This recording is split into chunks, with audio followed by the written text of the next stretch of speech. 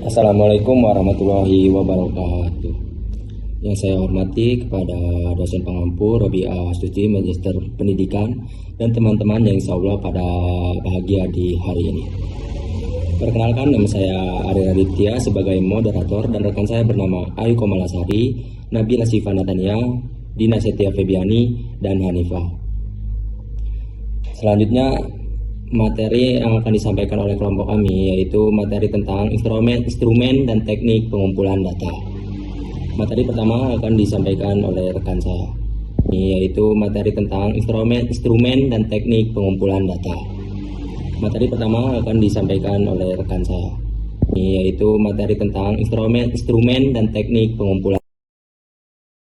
Teknik pengumpulan data. Teknik pengumpulan data adalah tahap awal yang penting dalam penelitian karena berpengaruh pada proses dan hasil akhirnya. Penelitian perlu memilih data secara tepat agar hasil penelitian valid dan reliable. Jika pengumpulan data tidak dilakukan dengan benar, maka kualitas penelitian bisa terganggu. Oleh karena itu, metode dan instrumen yang digunakan harus sudah teruji dan validitas dan reliabilitasnya. Priyadana dan Sunarsi 2021. Instrumen inilah yang digunakan untuk mengumpulkan data. 1. Teknik observasi. Teknik observasi adalah metode pengumpulan data yang dilakukan dengan mengamati objek atau subjek penelitian secara langsung, tanpanya intervensi atau manipulasi yang disinipisikan. Tujuan utama dari teknik observasi adalah untuk mengumpulkan data yang akurat dan objektif tentang perilaku, kejadian, atau fenomena yang diamati. 2. Teknik wawancara. Wawancara adalah teknik pengumpulan data melalui percakapan langsung dengan individu atau kelompok. Metode ini digunakan untuk studi pendahuluan, menggali informasi mendalam, atau ketika jumlah responden sedikit. Tujuannya adalah untuk memahami persepsi atau pengalaman responden, serta memverifikasikan data yang ada. 3. Teknik angket atau kuesioner. Kuesioner adalah teknik pengumpulan data dengan memberikan seperangkat pertanyaan atau pernyataan tertulis kepada responden. Teknik ini efisien jika peneliti sudah mengetahui variabel yang akan diukur dan harapan terhadap responden. Kuesioner juga cocok digunakan jika jumlah responden besar dan tersebar di area yang luas. 4. Teknik dokumentasi. Teknik dokumentasi adalah metode pengumpulan data yang melibatkan pengumpulan, pengarsipan, dan analisis dokumen atau sumber informasi tertulis, seperti teks, laporan, catatan, arsip, jurnal, atau rekaman lain yang relevan dengan penelitian. Selanjutnya ada B. Instrumen penelitian. Instrumen pengumpulan data adalah alat yang digunakan untuk mengumpulkan, memeriksa, dan menganalisis data secara sistematis dan objektif, guna membantu peneliti memecahkan masalah dan menguji hipotesis, menurut Haryanto 2022. Kemudian, instrumen ini dirancang agar dapat memberikan data yang akurat dan relevan sesuai dengan tujuan penelitian. Instrumen ini digunakan untuk mengukur fenomena alam atau sosial yang diamati, yang disebut sebagai variabel penelitian. Dengan instrumen yang tepat, peneliti dapat memastikan bahwa data yang diperoleh mencerminkan kondisi nyata dari variabel yang diteliti, baik dalam bentuk angka maupun skor yang dapat dianalisis secara kuantitatif. Kemudian yang C, pengembangan instrumen. Ada validitas, tingkat kesukaran, daya pembeda, dan reliabilitas.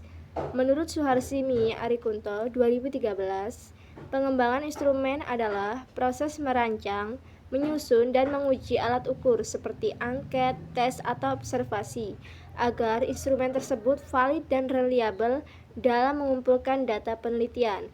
Proses ini dilakukan secara terencana dan sistematis untuk memastikan bahwa data yang diperoleh benar-benar mencerminkan kondisi atau variabel yang diteliti.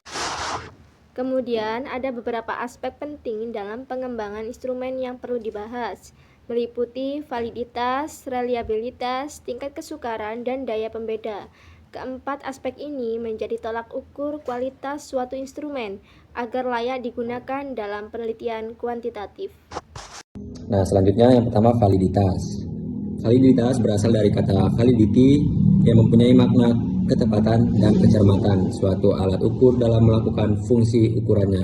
Wahyudi 2020. Menurut Sugiono 2017 menyatakan bahwa Validitas instrumen berhubungan dengan tingkat ketepatan antara data yang diperoleh dari hasil pengukuran dengan data sebenarnya yang ada pada objek penelitian. 2. Tingkat kesukaran. Tingkat kesukaran dalam instrumen tes adalah ukuran yang menunjukkan seberapa sulit atau mudah suatu item soal bagi peserta tes. Pengukuran tingkat kesukaran sangat penting untuk mengetahui sejauh mana soal dapat membedakan peserta berdasarkan kemampuannya. Berdasarkan tingkatnya, tingkat kesukaran soal dibedakan menjadi 3 jenis, yaitu ada soal mudah, soal sedang, dan soal sulit. Nah, yang pertama soal mudah. Soal mudah adalah soal yang dapat dijawab dengan benar oleh seseorang, oleh sebagian peserta. Biasanya jika lebih dari 70% peserta dapat menjawab dengan benar. Yang kedua, soal sedang. Soal sedang adalah suatu soal yang tingkat keberhasilannya berkisar antara 30% sampai 70% dan dianggap paling efektif untuk membedakan kemampuan pesertanya. Yang terakhir atau ketiga, soal sulit. Soal sulit adalah soal yang hanya dapat dijawab oleh kurang dari 30% peserta. Selanjutnya akan disampaikan oleh rekan saya. Kedua, soal sedang. Soal sedang adalah suatu soal yang tingkat keberhasilannya berkisar antara 30%. Yang ketiga yaitu daya pembeda. Menurut Arikunto tahun 2012, daya pembeda soal adalah kemampuan soal untuk membedakan siswa yang berkemampuan tinggi dan rendah. Tinggi rendahnya tingkat daya pembeda suatu butir soal dinyatakan dengan indeks daya pembeda atau DP. Nah, kriteria yang digunakan untuk menginterpretasikan indeks daya pembeda disajikan pada tabel berikut ini. Dalam penelitian kuantitatif, daya pembeda butir soal merupakan indikator penting untuk menilai kemampuan soal dalam membedakan antara peserta didik berkemampuan tinggi dan rendah. Kriteria yang sering digunakan untuk menilai daya pembeda mengacu pada 5 kategori, yaitu sangat baik, baik, cukup, buruk, dan sangat buruk. Namun, dalam praktek analisis butir soal, kategori yang paling sering digunakan dan menjadi tolak ukur kelayakan butir soal adalah kategori baik, di mana nilai daya pembedanya di antara 0,40 sampai 0,70 dan sangat baik, nilai daya pembedanya di antara 0,70 sampai 1,00.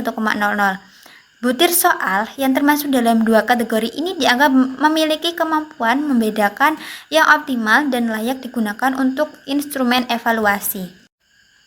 Nah, yang selanjutnya yaitu reliabilitas. Menurut Sugiono tahun 2015, reliabilitas menunjukkan sejauh mana hasil suatu pengukuran dapat dipercaya. Suatu instrumen dikatakan reliable jika memberikan hasil yang konsisten. Tinggi rendahnya derajat reliabilitas suatu instrumen ditentukan oleh koefisien korelasi antara butir soal dan instrumen. Nah, tolak ukur untuk menginterpretasikan derajat reliabilitas instrumen ditentukan berdasarkan kriteria sebagai berikut ini. Kriteria koefisien korelasi yang sering digunakan dalam penelitian kuantitatif mengacu pada pedoman interpretasi yang membagi nilai koefisien ke dalam 5 kategori utama. Namun dalam praktiknya, kategori korelasi sedang, yaitu nilai korelasi di antara 0,40 sampai 0,70, tinggi di antara 0,70 sampai 0,90, dan sangat tinggi di antara 0,90 sampai 1,00 merupakan yang paling sering dijumpai. Ketiga kategori ini mencerminkan adanya hubungan yang cukup kuat hingga sangat kuat antara variabel-variabel yang diteliti, sehingga sering dijadikan dasar dalam pengambilan kesimpulan dan Baik, terima kasih. Mungkin hanya itu hasil dari video presentasi kami. Saya akhiri. Wassalamualaikum warahmatullahi wabarakatuh.